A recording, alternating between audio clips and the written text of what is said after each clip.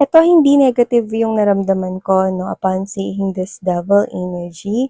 Pero kung sino man ito, nakikita ko rito 'no, na parang, um, gusto ka niya.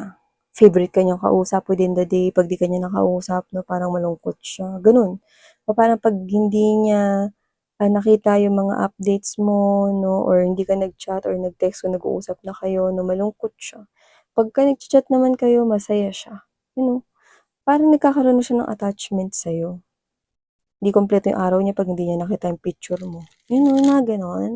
Or parang may routine na rin na parang umaga pa lang tatawagan ka niya, then sasabihin niya, "Good morning," mga gano'n 'no. Parang ikaw yung gusto niya makausap na pagdilat pa lang niya sa umaga at bago siya matulog sa gabi, 'yan.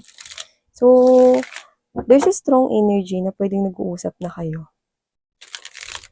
Yung iba, puwedeng paparating pa lang ito. Kasi nakikita ko pa kayo ditong naglalaba ng mag-isa. Sa mga naglaba, this could be your reading. Anong connect nun, Miss Yen? Meron ba kami naglaba dyan? Hindi po ko endorser ng Tide Taba, mga babes, no? Pero, maganda yun. Yun yung ano namin. Nag-endorse.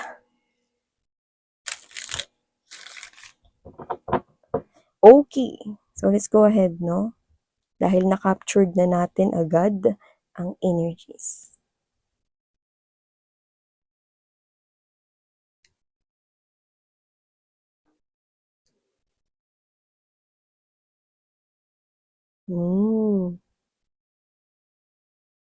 Alam mo dito nakikita ko may kausap ka.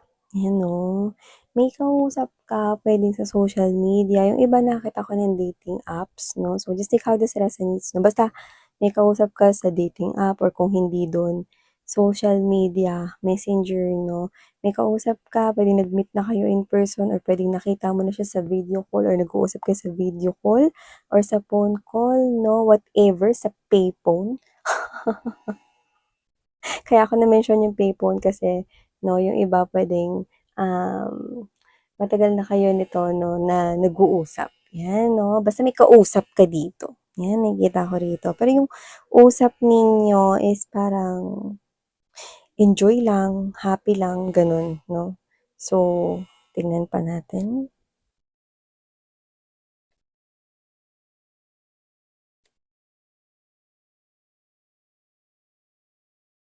Oh. So, ito yung usap na mauuwi sa usapan. Ayan, 'no. I'm picking up that strong word, usapan. Yan, okey. Ayun, ay.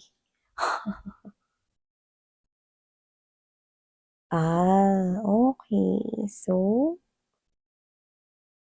bongga. So, tingnan natin, okey.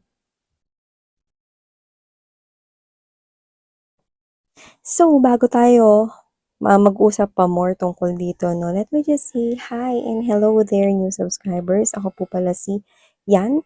Welcome, tuloy-tuloy po kayo 'no, at sa mga returning subscribers, thank you so much. Kung hindi niyo pa knows mga babes 'no, meron tayong mga iba pang mga channels, ang mga links po ay nasa description box. Kaya naman kung gusto mo rin tumambay diyan, puwedeng-puwede mga babes 'no, at siyempre 'wag niyong kalimutan, just take only what resonates with you. So, wala tayong gender, alam niyo naman 'yan, babae, lalaki, LGBT, lahat kayo welcome. You can flip rose if you want, siyempre puwede mo namang gawin 'yon since this is general reading and this is timeless as well. So, puwedeng ito ay tapos na, nangyayari sa kasalukuyan or puwedeng hindi pa at isang prediction sa inyong future. Dito, nakikita ko that with the Ace of Cups energy, Eight of Wands energy, kung sino man 'tong energy na nakausap mo 'no, nakikita ko rito na nafo-fall na siya sa'yo. At kung hindi pa, puwedeng mapo-fall pa lang siya sa'yo. 'No. Sino 'yan? puwedeng bagong kakilala, bagong tao, or puwedeng nag-uusap na rin kayo 'no, ilang months na rin 'no. Puwedeng nakita niyo na rin isa't isa sa video call, may nakita tayong ganyan, or nag-meet na rin kayo in person at patuloy pa rin kayo nag-uusap, yun yung nakikita natin here. And with this Eight of Wands energy 'no, Queen of Swords, kayo 'to I think 'no, yung Queen of Swords na 'to with the Temperance and Nine of Wands energy, nakikita ko rito 'no, na parang kayo yung klase ng energy 'no, na very straightforward kayo sa gusto ninyong sabihin at iparating, 'yan 'no.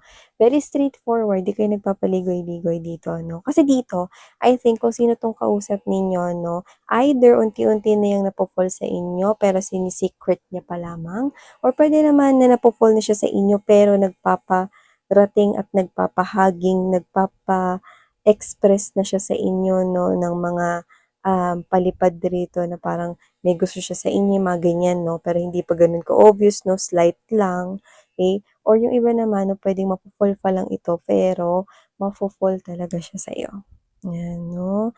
At in this case, mabilis ka kasing pu-makeup at ikaw yung hindi slow. Kaya dito nakikita ko 'no, na parang, ikaw 'to na, "O yun na yan, baka mamaya napo-fall ka na sa'kin na."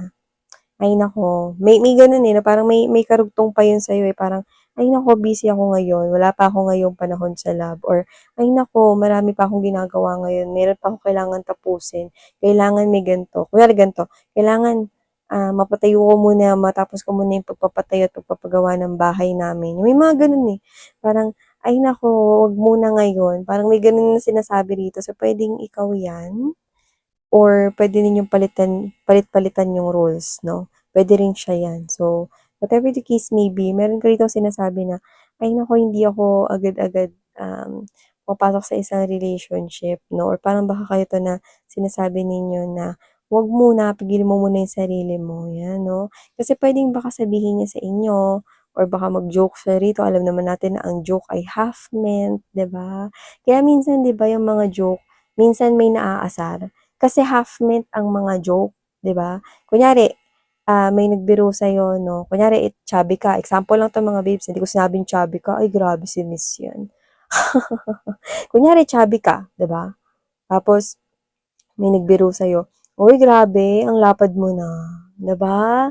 Parang 'di ba imbes na parang, "Ay joke lang 'yun, pero alam mo sa sarili mo na, "Ay alam ko namang mataba ako 'no, 'di mo na kailangan sabihin lapad ko." 'Di ba? Kumpara ba ako sa kalsada? 'Di ba yung mga gano'n na, "Uy ang lapad mo na, kasing lapad mo yung kalsada sa'min." Parang tuktukan ko kaya 'to, close kami. 'Di ba may mga joke, ang joke talaga half meant 'yan. Kasi 'yan yung mga parang gusto mong sabihin pero hindi mo masabi ng direkta.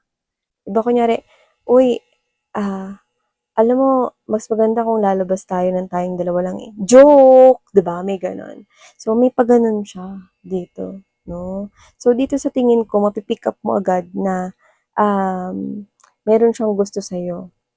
At dahil mapi-pick up mo 'yun, ikaw 'to na puwedeng hindi ka pa ready kasi may kailangan ka pang gawin or tapusin or may iba kang priority, may gano'n naman talaga yung mga babes 'no.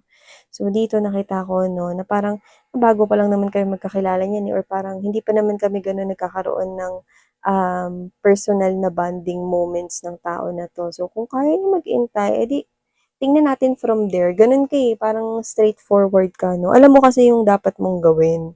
Lumalabas ka kasi bilang Queen of Swords diyan 'no. So kung ganito man 'yun, sabi ko nga sa inyo, I'm picking up the word usapan 'no. From this Ace of Pentacles energy, Moon card and this Ace of Swords, you know what that is? Nakikita ko rito 'no, na maaaring sabihin mo sa kanya rito 'no na na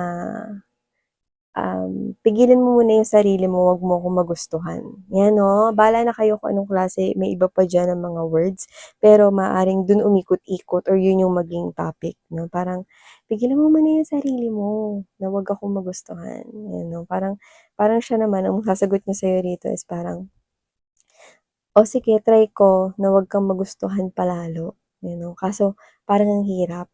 Alam mo kung bakit mahirap sa kanya? Kasi bago pa lang kayo nagsimulang mag-usap 'no, yung itsura mo type ka na niya. Ganyan yun, eh, parang parang, "Shocks, ito talaga yung type ko, eh." Yung photo mo pa lang, yung image mo pa lang, kaya ka niya kinausap 'no, gusto niya na 'yan, okey. So dito nakikita ko 'no, na habang nag-uusap kayo 'no, merong mga eto kasing tao na ka-deal ninyo, meron siyang mga hiningi na signs and clues 'no, noon-noon pa 'no, na naririnig niya na sinasabi mo, binibitiwan mo ng mga salita 'no, like, "Shocks, ito na yun talaga," 'no. Yan yung hindi mo alam na maaaring sinisikreto niya with the moon 'no. Bukod sa ikaw yung tipo niyang babae or tipo niyang lalaki 'no, basically 'no, meron ka talaga na mga nababanggit na yun yung mga signs and clues 'no, na mga hinihiling niya, lumalabas yun sa'yo. Nasasabi mo yan kunwari, sana mabanggit ng lalaki or babaeng, magugustuhan ko yun na, um, okey lang kahit na hindi ako magbihis ng pumorma talaga, yung mga ganyan 'no. Okey pa rin ako, parang may mga gano'n-gano'n 'no. Depende yan 'no, kung ano yung hinihiling nila rito na sign and clues 'no, na parang, um, sana purihin nung person na 'to yung aking hair, yan 'no. So may mga gano'n, may mga kanya-kanya naman tayo ritong hinihingi na specific na sign. At ikaw, lumalabas yun sa'yo, natural na lumalabas 'no. Kunwari bigla mong nasabi, "Uy, alam mo bagay yung buhok mo sa'yo." Mm. O kaya insecurities mo yung buhok mo na parang, "Ano ba 'to, kulot kasi 'tong buhok ko, eh, simula nung pinanganak ako ganito na 'to. Ang ginagawa ko na lang bumibili lang ako ng, oil or hair oil ta's nagpapa-treatment ako," ganyan. "Ano ka ba? Bagay nga yung buhok mo sa'yo, eh." Yan, oh, parang gano'n yung sinasabi mo rito na parang, "Alam mo yung buhok mo, mas bagay yan sa'yo kaysa kung magiging straight yan." Yung mga gano'n.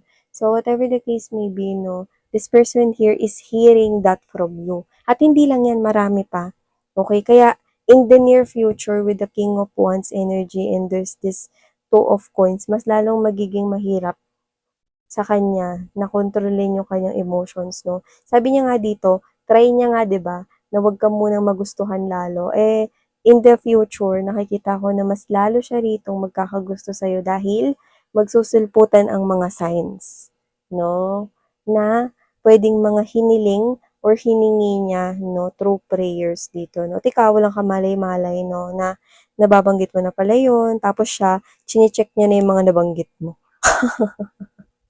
So, kung sino man 'tong energy na 'to 'no, mas lalo niyang nakikita rito na dapat ka niyang magustuhan at mukhang hindi niya na mapipigilan pa 'no, na talagang mas lalong magkagusto sa'yo in the future, dahil sa mga signs. Kasi parang yun yung nagpapatibay rito na, i-push ko na 'tong babae na 'to or i-pursue ko na 'tong lalaki na 'to. Kasi sa kanya ko nakita lahat. Tipo ko siyang babae at lalaki. Yung mga signs ng mga hiniling ko sa angels ko, pati kay God andito, naglabasan rin lahat. So, nakikita ko 'no, na ito na talaga yun. 'Yan 'no, mas lalo rito na mahihirapan siyang kontrolin yung emotions niya in the near future. With the High Priestess right here and the Fool card, the Lovers, I do see 'no, na kayo, magiging ready kayo. Mm. Magiging ready kayo kasi magiging consistent siya sa inyo.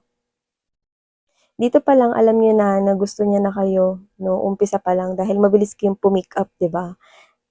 Very ano yung ano niyo, yung inyong pag-pick up very ano, very strong. Kaya nakikita ko rito 'no, na mapi-pick up mo rin 'no, na itong tao na 'to ang intensyon niya talaga 'no, is somewhat serious dito sa inyo. So, kung sino man siya, I'm seeing from here that with the Fool card and the High Priestess, okay, nakikita ko na magta-try ka to entertain this person here in your life. Kasi dito, nagkakaroon ka na rito ng, new beginning, eh. Kasi kung ano yung sinasabi mo rito kailangan mo munang asikasuhin, kailangan mo munang gawin, mag-e-end na yun 'no. So dito mas makakapag-focus ka sa iba namang areas ng life mo. And I do pick up na love life naman yun, 'yan 'no. So ready ka na to focus in this love life right here at yung person na puwedeng sa iba sa inyo bagong kakilala lang yan, nakikita kong tatagal yan. At lumalabas rin 'yan bilang Ace of Cups energy. So, ibig sabihin, this is someone here who will definitely pour his or her overflowing love and affection for someone like you. Okay?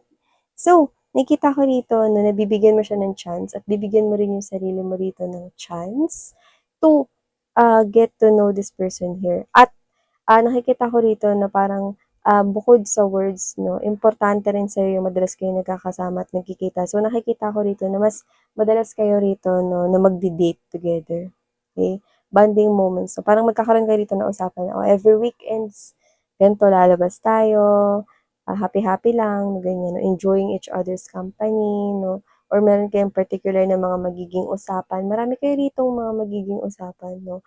At dito mas makikilala nitong tao na 'to yung feelings niya for you at mas lalo siya dito may in love kasi plakado yung mga ugali mo plus naglubasan, nagsulputan pa yung mga signs na hinihiki niya 'no, sa kanyang the one. Kasi ikaw yung lumilitaw at lumalabas na, nakakapuno ng checklist niya 'no. At ikaw naman, mas lalo mo namang makikilala rito 'no, ang taong ito 'no, at bibigyan mo yung sarili mo rito 'no na, ng chance na sumaya. Kasi nakikita kita dito tumatawa ka, eh. So, this person here is giving me the vibe 'no, na puwedeng ginagawa niya rin yung, kanya ritong, way 'no, para mapasaya ka. So, baka joke siya or baka gumawa siya rito ng mga bagay 'no, na magpapalambot pa ng puso mo, 'yan 'no. So, nakikita ko rito 'no, na in the near future, you will open your, heart's door for this person right here. So, yeah, ito ang mga mensaheng nakuha natin here for you guys. Thank you so much and sarang heyo, love and light. Annyeong.